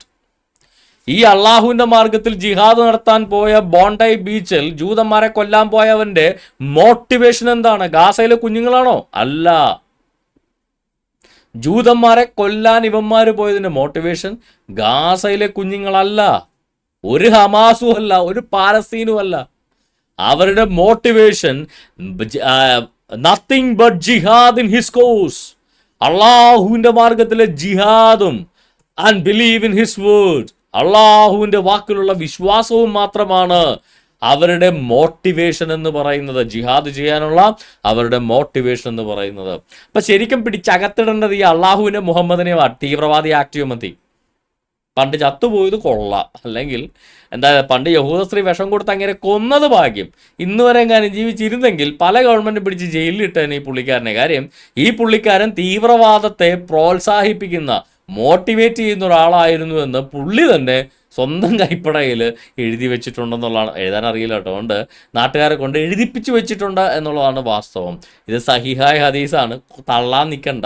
സഹീഹ് ബുഖാരിയിലെയാണ്, book number 57 hadith number 32. ഇനി Sunan al Nasai book number 39 ഹദീസ് number 22. Messenger of Allah said, the day of the conquest of Mecca there is no more emigration, rather there is jihad and intention. When you are called to mobilize for jihad, then do so. Mecca കീഴടക്കിയതിന് ശേഷം ഇനി എന്തില്ല? ഇനി ഒരു ഹിജറ, ഒരു പാലായനമില്ല. ഇനിയുള്ളത് എന്താ? ഇനി ജിഹാദ് മാത്രം. ഇപ്പൊ ശക്തിയായി, സൈന്യമായി. ഇനി നമ്മൾ പാലായനം ചെയ്യണ്ട, ഇനി നമ്മൾ ജിഹാദ് നടത്തുക. നിങ്ങൾ എപ്പോഴും ഒരുങ്ങിതിരിക്കുക. When you call to mobilise for jihad then do so. നിങ്ങൾ എപ്പോഴാണോ ജിഹാദിന് ആഹ്വാനം കിട്ടുന്നത് അപ്പോൾ പോകാൻ വേണ്ടി നിങ്ങൾ തയ്യാറായി നിൽക്കുക. എപ്പോഴും തീവ്രവാദ പ്രവർത്തനം നടത്താൻ തയ്യാറായി നിൽക്കണമെന്ന് പറഞ്ഞ ലോകത്തെ ഒരേ ഒരു മതമാണ് ഇസ്ലാം എന്ന് പറയുന്നത്. അത്രത്തോളം ഭീകരമാണ് ഇസ്ലാമിൻ്റെ മുഖം എന്ന് പറയുന്നത്. അപ്പം ഈ ഇസ്ലാമിനെയാണ് ഇവർ അയ്യോ ഗാസയിലെ കുഞ്ഞുങ്ങളെ കൊല്ലണോണ്ടാണ് ജൂതന്മാരെ ഞങ്ങൾ കൊല്ലുന്നത് എന്ന് പറയുന്നത്. എത്രത്തോളം വികലമാണ് അവരുടെ വാദങ്ങളെന്ന് നിങ്ങൾ ശ്രദ്ധിക്കുക. അവരുടെ മതഗ്രന്ഥത്തിൽ പറയുന്നത് എന്താ? അവരുടെ മതഗ്രന്ഥമാണ് അവരെ പ്രലോഭിപ്പിക്കുന്നത്, അവരെ മോട്ടിവേറ്റ് ചെയ്യുന്നത്. ഈ ജിഹാദ് നടത്താനുള്ള ഒരേ ഒരു കാരണം അള്ളാഹുവിലുള്ള വിശ്വാസവും അള്ളാഹുവിൻ്റെ പ്രവാചകനുള്ള വിശ്വാസവും മാത്രമാണ് ജിഹാദിൻ്റെ ഒരേ ഒരു മോട്ടിവേഷൻ എന്ന് വളരെ വ്യക്തമായിട്ട് ഇവിടെ പറഞ്ഞ് വെച്ചിരിക്കുകയാണ്. ഇനി നമ്മൾ മുന്നോട്ട് പോകാൻ നേരത്ത് ഫസിൽ MK എന്ന് പറയുന്നൊരു പുള്ളിയുടെ മെസ്സേജാണ്. ഓസ്ട്രേലിയ പാലസ്തീൻ സപ്പോർട്ട് ചെയ്തപ്പോൾ തന്നെ ജൂതൻ്റെ കൊട്ടേഷൻ അവിടെ നടക്കുമെന്ന് ലോകം പ്രതീക്ഷിച്ച പോലെ തന്നെ നടന്നു. പക്ഷേ ആക്രമികളിൽ ഒരാളെ കീഴ്പ്പെടുത്തിയത് മുസ്ലിം പേരുള്ള മുഹമ്മദ് ആയതുകൊണ്ട് മൊത്തം പാളി. ഇസ്ലാമോഫോബിയ ഉണ്ടാക്കാൻ ചെയ്തത് പാളി. മുഹമ്മദിന് വീരപരിവേഷം കിട്ടി. നിങ്ങളൊരു കാര്യം ശ്രദ്ധിക്കണം. ഈ അവിടെ ബോണ്ടി ബീച്ചിൽ മുഹമ്മദ് എന്ന് പറയുന്ന വ്യക്തി ചെയ്തത് വളരെ മഹത്തരമായ കാര്യമാണ്. കാര്യം ഈ ഇസ്ലാം എന്ന് പറയുന്ന മതത്തിലെ ദൈവമായിട്ട് അല്ലെങ്കിൽ ദൈവം പോലെ കരുതുന്ന മുഹമ്മദ് എന്ന് പറയുന്ന ഈ പ്രവാചകൻ പറഞ്ഞിട്ടുള്ള ജിഹാദ് എന്ന് പറയുന്ന വൃത്തികേട്, ഭീകരാക്രമണം ഒരു മുസ്ലിം ചെയ്യുമ്പോൾ ആ മുഹമ്മദ് എന്ന് പറയുന്ന പ്രവാചകനെ പുറങ്കാലുകൊണ്ട് ചവിട്ടിയിട്ട് ആ ജിഹാദ് ഞാൻ ചെയ്യില്ലടാ, ജിഹാദ് ചെയ്യാൻ നിന്നെയൊക്കെ ഞാൻ സമ്മതിക്കുന്നു ഇല്ലടാ എന്ന് പറഞ്ഞുകൊണ്ട് ഇസ്ലാം മതത്തെ പുറങ്കാലിന് അടിച്ചിട്ട് ആ ജിഹാദിയെ ചവിട്ടി താഴെയിട്ട മുഹമ്മദ് വീരപരിവേഷം അർഹിക്കുന്നുണ്ട്. പക്ഷേ ഇതിനകത്ത് ശ്രദ്ധിക്കേണ്ട ഒരു കാര്യം, he is not the only one fought against the terrorist.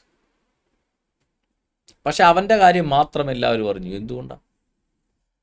അവൻ്റെ കാര്യം മാത്രം എല്ലാവരും പറഞ്ഞു. എന്തുകൊണ്ടാണ്? അഹ്മദ് അൽ അഹമ്മദ് എന്ന് പറയുന്ന ഈ സിറിയൻ റെഫ്യൂജി ചെയ്തത് നല്ല കാര്യമാണ്. കാര്യം ഞാൻ പറഞ്ഞില്ലേ, അവൻ്റെ മതത്തെ പോലും ചവിട്ടിക്കളഞ്ഞുകൊണ്ടാണ്, അവൻ്റെ പ്രവാചകനെ പോലും പുറംകാലിനടിച്ചിട്ടാണ് അവൻ ആ ജിഹാദിനെ സ്റ്റോപ്പ് ചെയ്തത്. അവൻ സ്വയം ഒരു ഹിപ്പോക്രറ്റ്, ഒരു മുനാഫിക്കാണെന്ന് പ്രഖ്യാപിച്ചുകൊണ്ടാണ് ഈ കാഫറുകൾക്കെതിരെ നടത്തിയ ജിഹാദിനെ അവൻ ഒബ്സ്ട്രക്റ്റ് ചെയ്തത്. അതുകൊണ്ട് അർഹിക്കുന്നു. എന്നാൽ Boris Gurman and Sofia Gurman ഒരു പ്രായമുള്ള വൃദ്ധ ദമ്പതികളാണ്. ഈ പറയുന്ന അപ്പൻ ജിഹാദി ഈ യഹൂദന്മാരെ കൊല്ലാൻ വേണ്ടി തോക്കുമായിട്ട് ഇറങ്ങിയപ്പോൾ ഈ വൃദ്ധ ദമ്പതികൾ ബോറിസ് ആൻഡ് സോഫിയ ഗുർമാൻ ഇവരെ വട്ടക്കെട്ടം പിടിച്ചു. അപ്പൻ്റെ ഇന്ന് തോക്കും താഴെ ഇടിച്ചു. പക്ഷെ പ്രായമായതുകൊണ്ട് അവർക്ക് ഒരു പരിധിവരെ ഇവനെ കീഴ്പ്പെടുത്താൻ സാധിച്ചില്ല. മകൻ പുറകിൽ നിന്ന് വന്ന് ഈ പാവം വൃദ്ധ രണ്ടുപേരെ വെടിവെച്ച് കൊല്ലുകയാണ് ചെയ്തത്. റഷ്യയിൽ നിന്ന് പലായനം ചെയ്തു വന്ന ബോറിസ് ആൻഡ് സോഫിയ ഗുർമാൻ ദശാബ്ദങ്ങളായിട്ട് ഓസ്ട്രേലിയയിൽ ജീവിക്കുന്ന രണ്ട് വ്യക്തികളാണ്. അവരുടെ വാർത്ത പോലും പുറലോകം അറിഞ്ഞില്ല, ഒരു മനുഷ്യൻ പോലും അവരറിയത്തില്ല. നാളുകൾക്ക് ശേഷമാണ് അവരുടെ വാർത്ത പല പത്രങ്ങളും പുറത്തുവിട്ടത്. അവരെക്കുറിച്ചുള്ള വീഡിയോകൾ പുറത്തു വന്നത്. ആ വീഡിയോ പുറത്തു വന്നിട്ട് പോലും ആരെങ്കിലും അവരെ മൈൻഡ് ചെയ്തോ? ആരെങ്കിലും അവർക്ക് കൊണ്ട് ഗോ ഫണ്ട് മീ ക്യാമ്പയിൻ നടത്തിയോ? ഏതെങ്കിലും പ്രധാനമന്ത്രി അവരുടെ ഫ്യൂണറലെങ്കിലും പോയി അറ്റൻഡ് ചെയ്തു? ഒരാളും അവരെ പോയി കാണുകയോ അവരെ ഫ്യൂണറൽ അറ്റൻഡ് ചെയ്യുകയോ ഒന്നും ചെയ്തിട്ടില്ല. റൂവൻ മോറിസൺ എന്ന് പറയുന്ന 62-കാരൻ, അവൻ ഈ പറയുന്ന അഹമ്മദ് അൽ അഹമ്മദ് മകൻ ജിഹാദിനെ അടിച്ച് താഴെയിട്ട് അവൻ്റെ ഇന്ന് തോക്ക് വാങ്ങിച്ചിട്ട് അവനെ വീണ്ടും വെടിവെക്കാൻ വിടുക ചെയ്ത്. അവൻ്റെ കാലേ പോലും ഒരു വെടി കൊടുത്തില്ല, അവനടിച്ച് താഴെയിട്ടില്ല, അവനെ കെട്ടിയിട്ടില്ല. തോക്കും മുനയിൽ വേണം അവനെ കെട്ടിയിടായിരുന്നു, ഒന്നും ചെയ്തില്ല. അവൻ വീണ്ടും പോയി വെടിവെക്കാൻ പോവുക ചെയ്ത്. ആ സമയത്ത് അവൻ വീണ്ടും ആളുകളെ വെടിവെക്കാതിരിക്കാൻ വേണ്ടി അവൻ്റെ പുറത്തേക്ക് കല്ലെറിഞ്ഞ് അവൻ്റെ ശ്രദ്ധ തന്നിലേക്ക് ആകർഷിക്കുകയും അവൻ എന്നിട്ട് അദ്ദേഹത്തെ വെടിവെച്ച് കൊല്ലുകയും ചെയ്തു. റൂവൻ മോറിസൺ എന്ന് പറയുന്ന ഒരു 62 വയസ്സുള്ള ഒരു വൃദ്ധൻ. ഇവരെ ആരും പത്രങ്ങൾ പറഞ്ഞില്ല, ചാനലുകൾ പറഞ്ഞില്ല, ആരും പറഞ്ഞില്ല. അഹമ്മദ് അൽ അഹമ്മദിനെ മാത്രം എല്ലാവരും പറഞ്ഞു. എന്തുകൊണ്ടാണ്? He's a Muslim. അതായത് നമ്മുടെ നാട്ടിൽ ജലപ്രളയം ഉണ്ടായപ്പോൾ, വെള്ളപ്പൊക്കം ഉണ്ടായപ്പോൾ നൂറുകണക്കിന് ക്രൈസ്തവരായ മത്സ്യബന്ധനക്കാരെ എൻ്റെ പഞ്ചായത്തിൽ നിന്ന്, എൻ്റെ നാട്ടുകാർ, ഞാനൊരു മീൻപിടുത്തക്കാരനാണ്, എനിക്ക് അന്തസ്സായിട്ട് പറയാം, നൂറുകണക്കിന് മത്സ്യബന്ധന തൊഴിലാളികൾ വഞ്ചിയുമായിട്ട് കിഴക്കൻ നാടുകളിലേക്ക് പോയി ഒത്തിരി ആളുകൾ രക്ഷിച്ചു. ആരെങ്കിലും അത് വാർത്തയാക്കിയോ? ഒരാളും വാർത്തയാക്കിയില്ല, അവരും വാർത്തയാക്കിയില്ല. ഗവൺമെൻറ് കൊടുത്ത പെട്രോളിൻ്റെ കാശ് പോലും ഡീസലിൻ്റെ കാശ് പോലും വാങ്ങിക്കാതെയാണ് അവർ തിരിച്ചു പോകുന്നത്. ഒരു വാർത്തയും വന്നില്ല, ഒന്നും വന്നില്ല.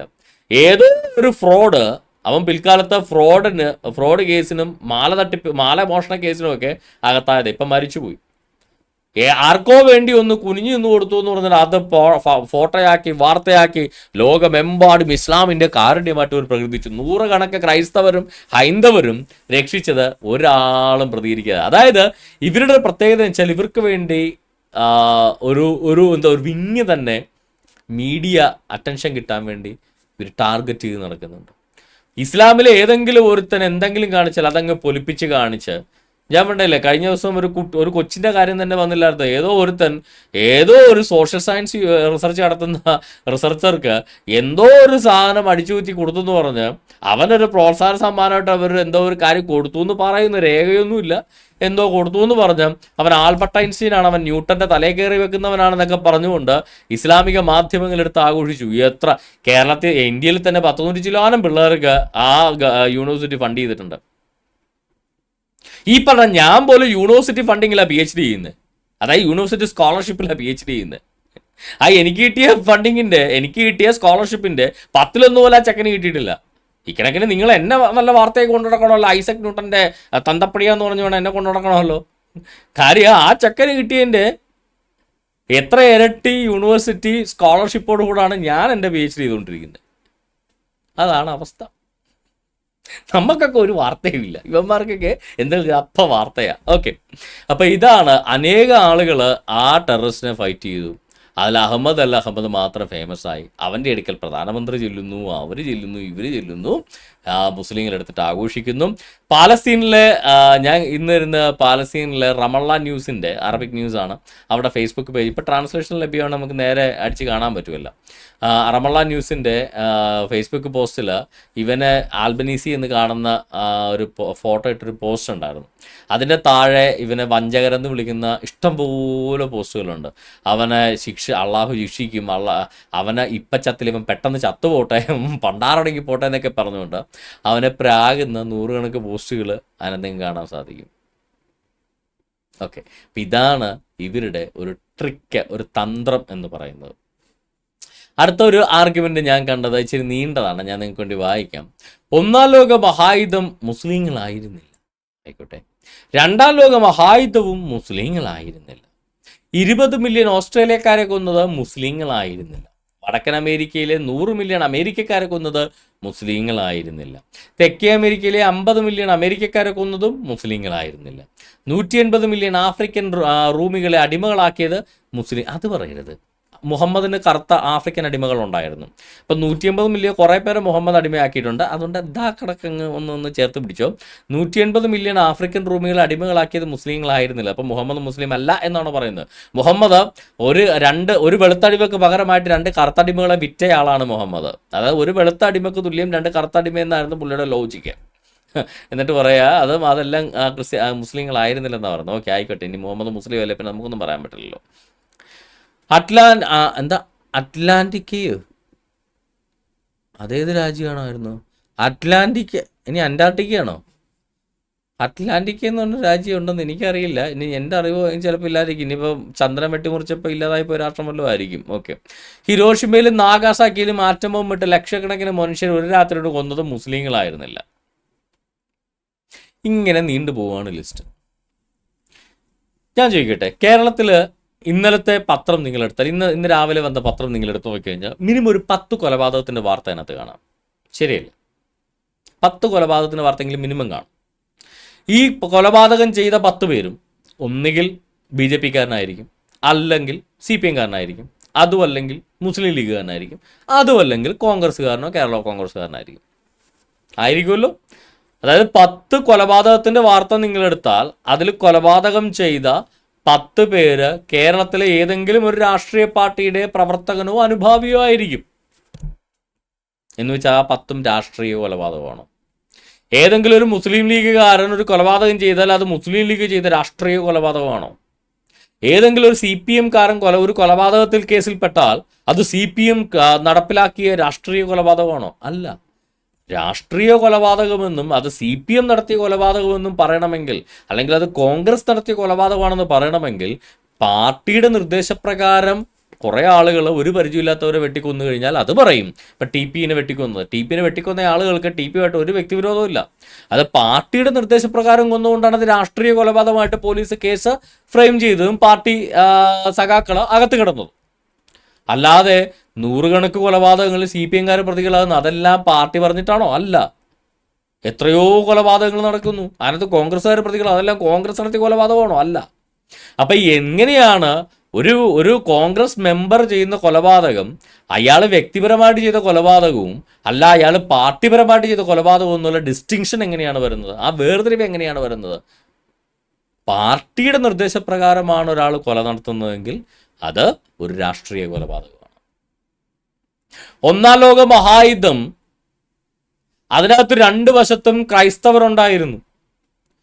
യേശുക്രിസ്തുവിന്റെ വാക്കുകളായ പുതിയ നിയമത്തിലെ സുവിശേഷത്തിലെ ഒരു വാക്കും ഉപയോഗിച്ചല്ല അവർ യുദ്ധം ചെയ്തത്. യേശുക്രിസ്തു ശത്രുക്കളെ പോലും സ്നേഹിക്കാനും ഒരു കർണത്തടിച്ചാൽ മറുകർണം കാണിച്ചു കൊടുക്കാനും പറഞ്ഞിട്ടാണ് ഇവിടെ നിന്ന് പോയത്. ആ ഉപദേശം വെച്ചല്ല ആ രണ്ട് ഭാഗത്തുള്ള ക്രിസ്ത്യാനികളും യുദ്ധം ചെയ്തത്.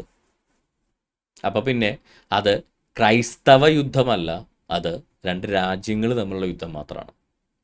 വടക്കൻ അമേരിക്കയിൽ 100 മില്യൺ അമേരിക്കക്കാരെ കൊന്നത് മുസ്ലിങ്ങളായിരുന്നില്ല, ശരിയാണ്.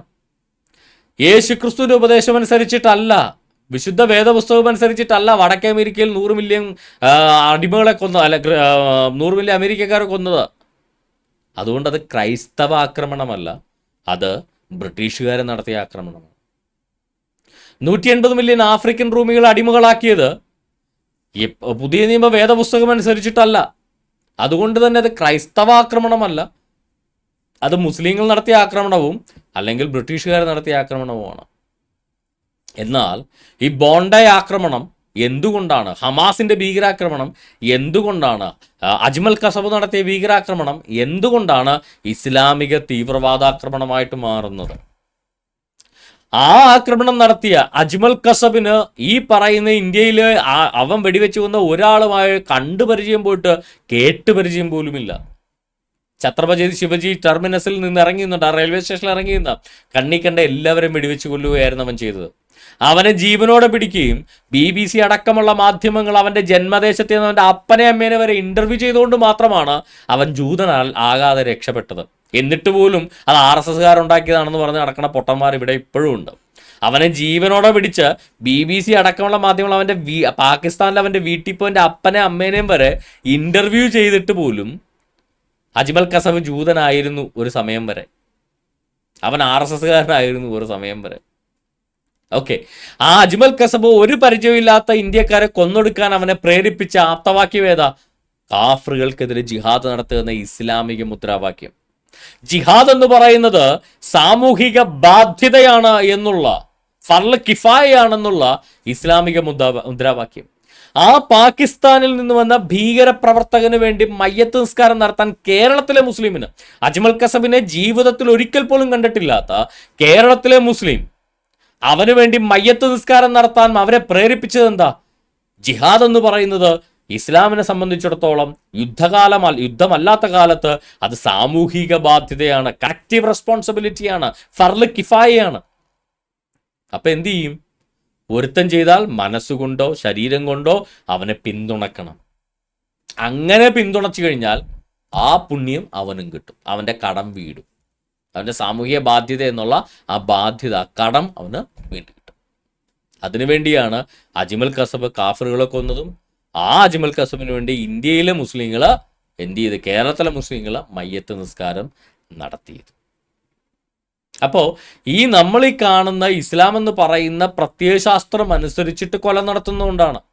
നിങ്ങളുടെ തൊട്ടടുത്ത് താമസിക്കുന്ന കാഫറുകളോട് നിങ്ങൾ യുദ്ധം ചെയ്യുക, അവർ നിങ്ങളിൽ രൂക്ഷത കണ്ടെത്തണം എന്ന് പുസ്തകത്തിൽ എഴുതി വെച്ചിരിക്കുമ്പോൾ, ആ കാഫറുകളെ നിങ്ങൾ എവിടെ വെച്ച് കണ്ടാലും വെട്ടിക്കൊല്ലുക എന്ന് സൂറത്ത് തൗബയിൽ എഴുതി വെച്ചിരിക്കുമ്പോൾ, യഹൂദന്മാരും ക്രിസ്ത്യാനികളും ഇസ്ലാം മതം സ്വീകരിച്ചില്ലെങ്കിൽ അവരോട് യുദ്ധം ചെയ്യുക എന്ന്, ലാ ഇലാഹ ഇല്ലല്ലാഹ് എന്ന് പറയാത്തവരോടെല്ലാം യുദ്ധം ചെയ്യാൻ ഞാൻ കൽപ്പിക്കപ്പെട്ടിരിക്കുന്നുവെന്ന് ഇസ്ലാമിക പ്രമാണത്തിൽ എഴുതി വെച്ചിട്ട് അങ്ങനെ യുദ്ധം ചെയ്യാത്തവർ മുസ്ലിങ്ങളല്ല, ജിഹാദ് ചെയ്യാത്തവൻ മുസ്ലിം അല്ല എന്ന് ഇസ്ലാമിക പ്രമാണത്തിൽ എഴുതി വെച്ചിട്ട് ഇവരിന്ന് ഡയലോഗ് അടിക്കുകയാണ്.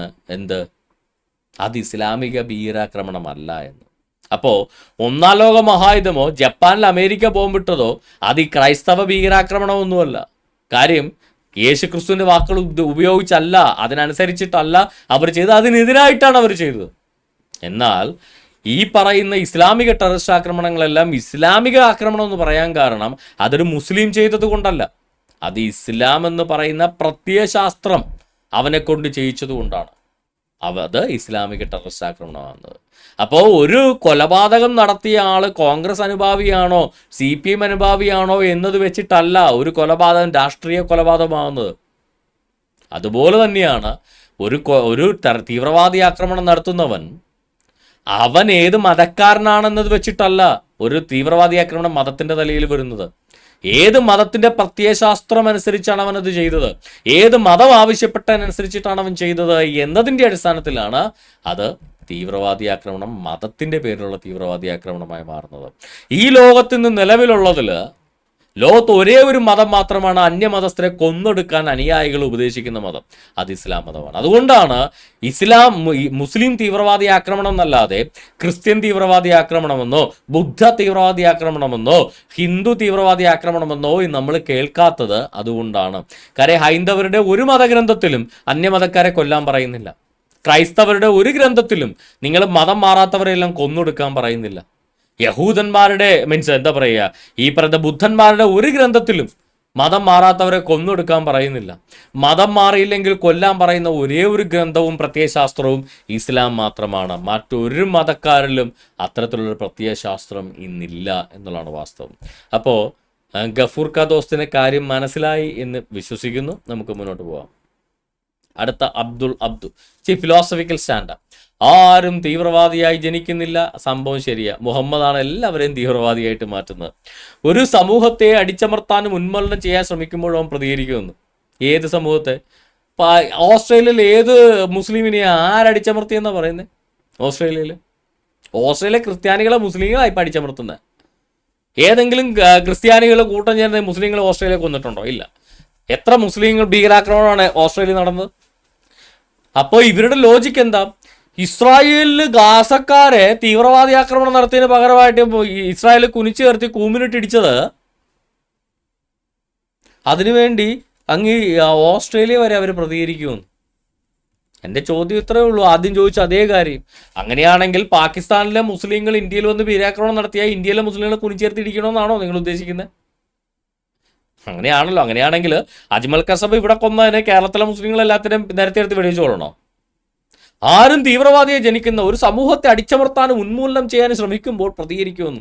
എൻ്റെ പൊന്ന് സാറേ, ഇസ്രായേൽ എന്നല്ല ഏത് രാജ്യത്തിൻ്റെ, ഇപ്പം ഞാൻ ചോദിക്കട്ടെ, സൗദി അറേബ്യയിലേക്ക് യമനികൾ മിസൈൽ വിട്ടു. സൗദി അറേബ്യ എന്ത് ചെയ്യും? യമനികളിലെ മിസൈൽ വിട്ട പട്ടാളക്കാരനെ മാത്രം തെരഞ്ഞു പിടിച്ച് കൊല്ലുവാണോ? അല്ല. സൗദി അറേബ്യ തിരിച്ച് അവിടെ ഫൈറ്റർ ജെറ്റോ മിസൈൽ ഉപയോഗിച്ച് യമനെ മൊത്തത്തിലാണ് ആക്രമിക്കുന്നത്, അല്ലേ? അല്ലാതെ ഹൂത്തി എന്ന് പറയുന്ന രാഷ്ട്രീയ പാർട്ടിയുടെ മെമ്പർമാരെ മാത്രം തെരഞ്ഞെടുത്ത് അവരുടെ വീട്ടുകാരെ എല്ലാം മാറ്റി നിർത്തി ഇവന്മാരെ മാത്രം തെരഞ്ഞു പിടിച്ച് നിരത്തി നിർത്തിയിട്ട് സൗദി അറേബ്യ വെടിവെച്ചു കൊല്ലുവാണോ? അല്ല. സൗദി അറേബ്യ ആ യമനിലേക്ക് മൊത്തത്തിലേക്കാണ് മിസൈൽ വിടുന്നത്. അപ്പോൾ ഹമാസ് എന്ന് പറയുന്നത് കേവലം ഒരു തീവ്രവാദി സംഘടനയല്ല. പാലസ്തീനിലെ ഗാസയിലെ എലക്റ്റഡ് ഗവൺമെന്റ് ആണ് ഹമാസ്. ഒരു സ്ഥലത്തെ എലക്റ്റഡ് ആയിട്ടുള്ള ഒരു ഗവൺമെന്റ് അയൽ രാജ്യത്തെ ആക്രമിച്ചാൽ, ഇപ്പൊ പാകിസ്ഥാൻ ഇന്ത്യയെ ആക്രമിച്ചു എന്നിരിക്കട്ടെ. പാകിസ്ഥാൻ ഇന്ത്യയിലേക്ക് ഒരു വൻ മിസൈൽ ആക്രമണം നടത്തി. ഇന്ത്യയിൽ 100 ആളുകൾ മരിച്ചു. അയ്യോ, ആ മിസൈലിന്റെ മൂട്ടി തീ കൊളുത്തി വിട്ട പാകിസ്ഥാൻ പട്ടാളക്കാരനെ മാത്രമേ കൊല്ലാൻ പാടുള്ളൂ, ബാക്കി അങ്ങോട്ട് നമ്മൾ മിസൈൽ വിടാൻ പാടില്ല എന്ന് പറഞ്ഞാൽ അത് എവിടെ തന്നെയായോ? പാകിസ്ഥാൻ ഇങ്ങോട്ട് മിസൈൽ വിട്ട് 100 ആളുകൾ മരിച്ചാൽ ഇന്ത്യൻ മിസൈലുകൾ തിരിച്ചങ്ങോട്ടും പോകും. അവിടെ പാകിസ്ഥാനിലെ ഇപ്പൊ ഭരിക്കുന്ന രാഷ്ട്രീയ പാർട്ടിയുടെ മെമ്പർമാരുടെ വീടുകളിൽ അവരുടെ കുട്ടികളെയൊക്കെ മാറ്റി നിർത്തിയിട്ട് ആ മെമ്പർമാരെ പുരുഷന്മാരെ മാത്രം നിരത്തിർത്തിയിട്ട് ഇന്ത്യ മിസൈൽ വിടണം എന്ന് വാശി പിടിക്കാൻ പറ്റുമോ? ഇല്ല. തിരിച്ചങ്ങോട്ട് മിസൈലുകൾ ചെല്ലും. ഇൻഡിസ്ക്രിമിനേറ്റ് ആയിട്ട് ആക്രമണങ്ങൾ നടക്കും. അതാണ് ഒരു യുദ്ധം എന്ന് പറയുന്നത്. ഒരു യുദ്ധത്തിൽ ഒരിക്കലും എന്താ പറയുക, ഇങ്ങോട്ട് 1000 മിസൈൽ വിട്ടാൽ അങ്ങോട്ടും 1000 മിസൈൽ വരും. അത് പ്രതീക്ഷിച്ചോണം, അല്ലാതെ യുദ്ധത്തിനിറങ്ങാൻ നിൽക്കരുത്. അപ്പോൾ ഗാസയിലെ തീവ്രവാദി ഗവൺമെൻറ് ഹമാസ് ഇസ്രായേൽ എന്ന അയൽ രാജ്യത്തെ അങ്ങോട്ട് കയറി ആക്രമിച്ചപ്പോൾ ഇസ്രായേൽ തിരിച്ചാക്രമിച്ചു. ഗാസ എന്ന് പറയുന്ന സ്ഥലം തവിട് പൊടിയായി ബുംബിടമായി പോയി. മൂട്ടിക്കയറി വീട് വെട്ടിക്കാൻ നേരത്ത് സഹായത്തിന് വരുമെന്ന് പറഞ്ഞാൽ ഹമാസും ഹിസ്ബുള്ളയും വന്നില്ല, ജ്യോതിയും വന്നില്ല, തീയും വന്നില്ല, ഇറാനും വന്നില്ല എന്ന് പറഞ്ഞ അവസ്ഥയായി. എന്നിട്ട് കിടന്ന് അടിച്ചമർത്താൻ ഉന്മൂലനം ചെയ്യാനും നടക്കുക. യഹൂദന്മാരുടെ നാട്ടിൽ കയറി താമസിച്ച് അവരുടെ പള്ളി ഇരിക്കുന്ന സ്ഥലത്ത് ഇവന്മാർ അധിനിവേശം മോസ്ക് സ്ഥാപിച്ച് അവർക്ക് ഈ പ്രപഞ്ചത്തിലുള്ള ഒരേ ഒരു പള്ളിയാണത്. അതിൻ്റെ സ്ഥലത്ത് അതിൻ്റെ മുകളിൽ കൊണ്ടാണ് ഇവന്മാർ മോസ്ക് ഉണ്ടാക്കി വെച്ചേക്കുന്നത്. എന്നിട്ട് പറയാ യഹൂദന്മാർ അടിച്ചമർത്തുവാണെന്ന്. മക്ക പള്ളി പൊളിച്ചിട്ട് അവിടെ ഒരു ഹിന്ദു ക്ഷേത്രം പണിത് വെച്ചാൽ മുസ്ലിങ്ങൾ സമ്മതിക്കുമോ? അതിനേക്കാൾ തീവ്രമാണ് കാര്യം. മക്ക പള്ളിയില്ലെങ്കിൽ ഇഷ്ടം പോലെ പള്ളി മുസ്ലിങ്ങൾക്കുണ്ട്. പക്ഷേ യഹൂദന്മാർക്ക് ഒരൊറ്റ പള്ളിയുള്ളൂ, അത് ജെറുസലേം ദേവാലയമാണ്. ആ ജെറുസലേം ദേവാലയം ഇരുന്ന സ്ഥലത്താണ്, അതിൻ്റെ അവശിഷ്ടങ്ങളുടെ മുകളിലാണ് മുസ്ലിങ്ങൾ കൊണ്ടുവന്ന് ഈ പറയുന്ന കേവലം 1000 വർഷം പോലും പഴക്കമില്ലാത്ത ഒരു മോസ്ക് കൊണ്ടുവന്ന് കെട്ടിവെച്ചിരിക്കുന്നത്. മുഹമ്മദ് ജനിക്കുന്നതിന് 1600ഓളം വർഷങ്ങൾക്ക് മുന്നെയാണ് യഹൂദന്മാരുടെ ദേവാലയം, ജെറുസലേം ദേവാലയം അവിടെ സ്ഥാപിതമാകുന്നത്. ആ ജെറുസലേം ദേവാലയത്തിൻ്റെ അവശിഷ്ടങ്ങൾക്ക് മുകളിൽ മുഹമ്മദിൻ്റെ മരണശേഷം ഉമറും ഡീമോളും ചെന്ന് കുത്തിയ ഷെഡാണ് ഇന്നവിടെ മോസ്കായിട്ട് പിന്നീട് മാറിയത്. അത്രത്തോളം അധിനിവേശം നടത്തി, അവരുടെ ദേവാലയത്തിൽ വരെ അധിനിവേശം നടത്തി മോസ്ക് ഉണ്ടാക്കി വെച്ചിട്ട് നിന്ന് കരയുവാണ് ഇവന്മാർ. അതാണ് ഇവന്മാരുടെ ഏറ്റവും വലിയ പ്രത്യേകത എന്ന് പറയുന്നത്. ഒരു രാജ്യത്ത് കയറി ആ നാട്ടുകാരുടെ സ്ഥലം അതിക്രമിച്ചെടുത്ത് അവിടെ കുടിയേറി പാർത്ത് അവരെ എല്ലാം അടിച്ചോടിച്ച് അവിടെ സ്ഥലവും അടിച്ചു മാറ്റി അവരുടെ വിശുദ്ധ പള്ളിയിരിക്കുന്ന സ്ഥലത്ത് ഇവന്മാർ മോസ്ക് ഉണ്ടാക്കി വെച്ചിട്ട് നമ്മളാണ് നടത്തി. മുസ്ലിങ്ങൾ അറബികളാണ് നിങ്ങളെങ്കിൽ അറബി നാട്ടിലേക്ക് പോവുക. Israel is for Jews. നിങ്ങൾ എന്തിനാ അവിടെ കടിച്ചു തൂങ്ങി കിടക്കുന്നത്? നിങ്ങൾക്ക് അവിടെ ജോർദൻ ഉണ്ട്, ഇനി അല്ലെങ്കിൽ ഈജിപ്റ്റ് ഉണ്ട്, അല്ലെ സൗദി അറേബ്യ ഉണ്ട്, അല്ലെ വലിയ എന്താ പറയുക മഹത്തരമായ ഇറാനുണ്ട്. അങ്ങോട്ടൊന്നും ഇവന്മാർക്ക് പോകണ്ട. ഇസ്രായേലിൻ്റെ സ്ഥലം അധിനിവേശം നടത്തി കടിച്ചു പിടിച്ചു ഇരിക്കണം. അവരുടെ പള്ളിയുടെ പുറത്ത് ഇവരുടെ പള്ളി പണിത് അധിനിവേശ മോസ്ക് സ്ഥാപിച്ച് നിൽക്കണം. ഇതാണ് ഇവരുടെ ഉദ്ദേശം. എന്നിട്ട് അതിനെതിരെ ഇസ്രായേൽ പ്രതികരിച്ചാൽ അങ്ങ് ഓസ്ട്രേലിയ കിടക്കണ യഹൂദന്മാരുടെ നെഞ്ചത്ത് കയറും. കാര്യം ഇസ്രായേലിൻ്റെ നെഞ്ചത്ത് കയറാൻ ചെന്ന് കഴിഞ്ഞാൽ വീടിരിക്കുന്ന സ്ഥലം വരെ അവന്മാർ ബുൾഡോസ് ചെയ്ത് കളയുമെന്ന് അറിയാം. നെഞ്ചത്ത് തൊള വീഴും. അതുകൊണ്ട് ഓസ്ട്രേലിയയിലുള്ള യഹൂദന്മാരുടെ നെഞ്ചത്താണ് ഇവന്മാരുടെ ഇപ്പോൾ കയറ്റം. സഹീൽ ബുഖാരി ബുക്ക് നമ്പർ 29 18-ാം ആയത്തിൽ നമുക്കൊരു കാര്യം കാണാൻ സാധിക്കും. ഇവർ പറയുന്നില്ലേ, ഇവരെല്ലാവരും ഇപ്പോൾ കണ്ടില്ലേ യഥാർത്ഥ മുസ്ലിം അഹമ്മദ് അൽ അഹമ്മദ് കണ്ടില്ലേ തീവ്രവാദി ആക്രമണത്തിൽ നിന്ന് യൂതന്മാർ രക്ഷിച്ചു. ആ പുള്ളിക്കാരൻ ഇത് തീവ്രവാദി ആക്രമണം എന്ന് പോലും അറിയില്ലായിരുന്നു എന്നുള്ളതാണ് വാസ്തവം. അറിഞ്ഞുകൊണ്ടാണോ അറിയാതാണോ രക്ഷിച്ചത് തമ്പുരാന് മാത്രം അറിയാം. ഓക്കെ, എന്തായാലും പുള്ളി കീഴടക്കി. Okay, fine. ഒരു ഇസ്ലാമിൻ്റെ കാഴ്ചപ്പാടിൽ ഈ അഹമ്മദ് അൽ അഹമ്മദ് ആരാണ്? ഈ അക്രം പേഴ്സ് ആരാണ്? ഈ തീവ്രവാദി ആക്രമണം നടത്തിയ ഈ മുസ്ലിം തീവ്രവാദികളും ഈ തീവ്രവാദി ആക്രമണം തടഞ്ഞ അഹമ്മദ് അൽ അഹമ്മദും ഒരു ഇസ്ലാമിൻ്റെ കണ്ണിൽ എന്താണ് എന്ന് നമുക്ക് പരിശോധിക്കാം. സഹീൽ ബുഖാരി ബുക്ക് നമ്പർ 29 ഹദീസ് നമ്പർ 18 നമ്മൾ വായിക്കുന്നത് ഇങ്ങനെയാണ്. When prophet went out for the battle of Uhud, Uhud യുദ്ധത്തിന് പ്രവാചകൻ പോയ സമയത്ത് some of his companions hypocrites returned home. കുറച്ച് ഹിപ്പോക്രിറ്റുകൾ ഈ ജിഹാദിൽ പങ്കെടുക്കാതെ തിരിച്ചു പോന്നു. ജിഹാദിനെ തടഞ്ഞില്ല അവർ, ജിഹാദിൽ പങ്കെടുക്കാതെ തിരിച്ചു പോന്നു. അപ്പം ജിഹാദിൽ തടഞ്ഞവൻ്റെ ഫലം എന്താണെന്ന് ആലോചിക്കണേ. ജിഹാദിൽ പങ്കെടുക്കാതെ കുറച്ച് പേര് തിരികെ പോന്നു. A party of the believers remark that they would kill those hypocrites. ജിഹാദിൽ പങ്കെടുക്കാതെ തിരിച്ചു പോകുന്നവരെ കൊല്ലണമെന്ന് ഒരു കൂട്ടം മുസ്ലിങ്ങൾ പറഞ്ഞു. But another party said they would not kill. മറ്റൊരു കൂട്ടർ പറഞ്ഞു നമ്മൾ അവരെ കൊല്ലരുത്. So this divine inspiration was revealed. അപ്പം തന്നെ Muhammad ആയത്തിറക്കി. Then what is the matter with you that you are divided in 2 parties concerning hypocrites? ഈ മുനാഫിക്കുകൾ, ഈ കപടവിശ്വാസികൾ, ഈ അൽ അഹമ്മദിനെ പോലുള്ള കപടവിശ്വാസികൾ, അവരെക്കുറിച്ച് നിങ്ങൾ എന്താണ് ഭിന്നിച്ചിരിക്കുന്നത്? The prophet said, മുഹമ്മദ് പറഞ്ഞു, Medina expels bad persons from it as fire expels the impurities of iron.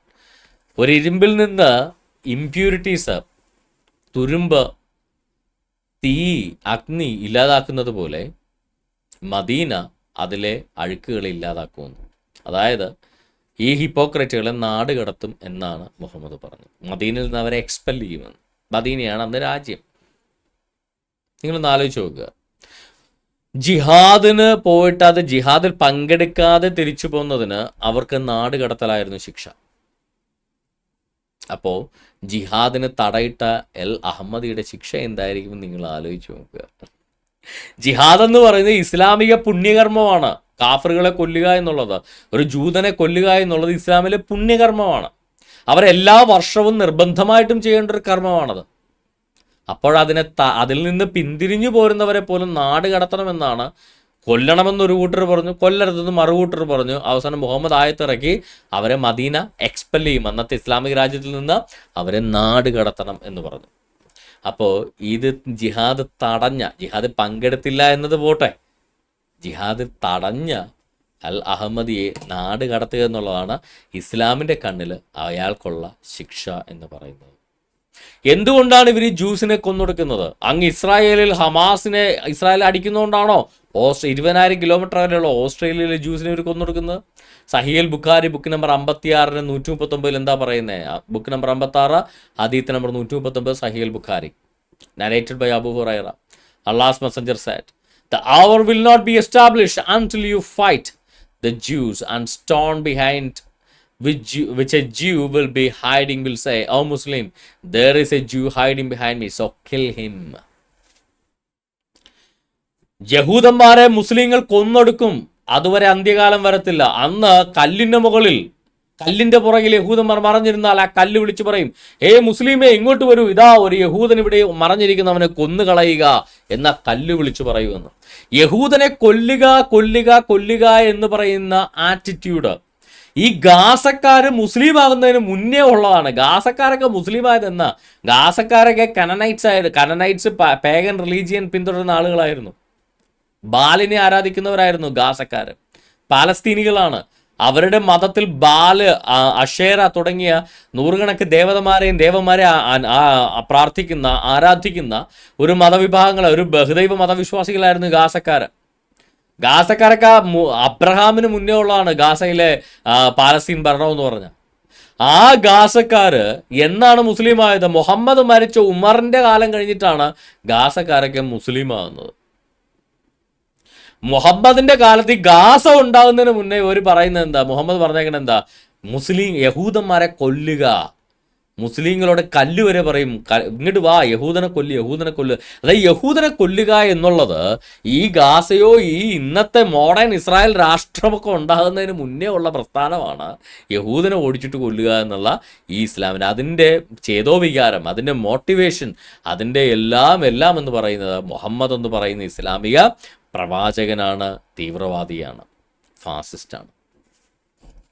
അപ്പോൾ ഈ ഇവന്മാർ പറയുന്ന പോലെ ഇസ്രായേൽ അടിക്കണമുണ്ട്, അതിൻ്റെ പരിണിതഫലം ഇവിടെയുള്ള ജൂതന്മാർ അനുഭവിക്കുന്നു എന്ന് പറയുന്നത് ശുദ്ധ മണ്ടത്തരമാണ്.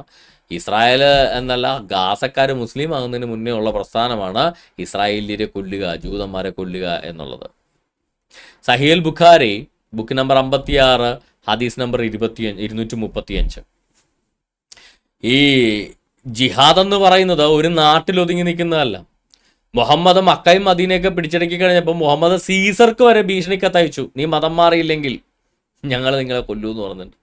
എന്നാലോചിച്ചു, റോമൻ എംപറർ സീസർക്ക് വരെ മുഹമ്മദ് കത്തയച്ചു കൊല്ലൂ എന്ന് പറഞ്ഞ്. എന്നിട്ട് സീസറിനെതിരെ ഒരു ഹദീസും കാണാൻ തട്ടിവിട്ടു. അതാണ് ഈ വായിച്ച സഹീൽ ബുഖാരി ബുക്ക് നമ്പർ 56 ഹദീസ് number 235. Prophet said, Khosrau will be ruined and there will be no Khosrau after him. Okay? And Caesar will surely be ruined and there will be no Caesar after him. Caesar നശിച്ചു പോവും, അതിനുശേഷം ഒരു സീസറും ഉണ്ടാവേല. ഈ പറഞ്ഞ മുഹമ്മദ് ഇത് പറഞ്ഞ് 10 വർഷത്തിനുള്ളിൽ മുഹമ്മദ് തട്ടിപ്പോയി, വിഷം കഴിച്ചു മരിച്ചു. ആ സീസർ പിന്നീട് സീസർമാരുണ്ടായി 1400, അതായത് മുഹമ്മദ് മരിച്ച് 800 വർഷത്തിന് ശേഷവും സീസർ ഉണ്ടായി. അതായത് പ്രവാചകൻ എന്ന് പറയുന്ന പുള്ളി പ്രവചിച്ചേക്കണ മുഴുവൻ യമണ്ടൻ പൊട്ടത്തരമായിരുന്നു എന്നുള്ളത് ഏറ്റവും വലിയ തെളിവാണ്. Caesar will sure be ruined, മുഹമ്മദിന്റെ കാലത്തെ സീസർ നശിച്ചു പോവും. And there will be no Caesar after he, അവന് ശേഷം ഒരാളും സീസർ ആവില്ല. അവന് ശേഷമൊന്നല്ല, മുഹമ്മദ് മരിച്ച് 800 വർഷത്തിന് ശേഷവും സീസർമാരുണ്ടായി. ഈ പറച്ചിൽ ഡയലോഗ് അടിച്ചതിന് ശേഷം പിന്നെ മുഹമ്മദ് 4-5 വർഷം പോലും, 4-5 1 വർഷം പോലും ദഹിച്ച് ജീവിച്ചിട്ടില്ല ഈ ഹദീസിന് ശേഷം. ഇത് പറഞ്ഞ മുഹമ്മദ് തട്ടിപ്പോയി, സീസർ പിന്നെ ഉണ്ടായിരുന്നു, അതിനുശേഷം 1400 AD 1400 വരെ, അതായത് മുഹമ്മദ് മരിച്ച 800 വർഷത്തിന് ശേഷവും സീസർമാരുണ്ടായിരുന്നു. 1400 സംതിങ്ങിലാണ് അവസാനത്തെ സീസർ, കോൺസ്റ്റന്റൈൻ 4 ആണ് അവസാനത്തെ സീസർ മരിക്കുന്നത്. 1400 സംതിങ്ങിലാണ്. അതുവരെ സീസർമാരുണ്ടായിരുന്നു. അതായത് പ്രവാചകൻ എന്ന പേര് മാത്രമേ ഉള്ളൂ, വെറും കള്ളപ്രവാചകനായിരുന്നു എന്ന് പുള്ളി തന്നെ സാക്ഷ്യം പറയുക. പറഞ്ഞേക്കണ ഒരു സാധനം പോലും ഇന്ന് വരെ സംഭവിച്ചിട്ടില്ല എന്നുള്ളതാണ് വാസ്തവം. ഇനി ഈ എന്താ പറയുക, ഇവിടെ ഇപ്പോൾ ഈ ഓസ്ട്രേലിയയിൽ ഭീകരാക്രമണം നടത്താൻ വന്ന ടീമുകൾ എന്തിനു വന്നതാണ്? അഭയാർത്ഥിയായിട്ട് വന്നതാണ്. സ്റ്റുഡൻറ് വിസയിലാണെങ്കിലും അഭയാർത്ഥിയെ പോലെ വന്നതാണ്. ഈ പാലസ്തീനിൽ നിന്ന്, ഓസ്ട്രേലിയയിൽ നിന്നല്ല എല്ലാ രാജ്യത്തേക്ക് അഭയാർത്ഥികൾ വരുന്നു. അയർലൻഡിൽ വരുന്നു, യൂറോപ്പിൽ വരുന്നു. മിക്ക മുസ്ലിം രാഷ്ട്രങ്ങളിൽ നിന്നും യൂറോപ്പിലേക്ക് അഭയാർത്ഥികളായിട്ട് വരുന്നു. സൊമാലിയയിൽ നിന്ന്, അൾജീരിയയിൽ നിന്ന്, അങ്ങനെ ഒത്തിരി രാഷ്ട്രങ്ങളിൽ നിന്ന് മറ്റ് യൂറോപ്യൻ രാഷ്ട്രങ്ങളിലേക്ക് അഭയാർത്ഥികളായിട്ട് മുസ്ലിങ്ങൾ വരുന്നു. അവർ ശരിക്കും അഭയാർത്ഥികളായിട്ടാണോ വരുന്നത്? അല്ല, ദേ ആർ കമ്മിങ് ആസ് ജിഹാദീസ്.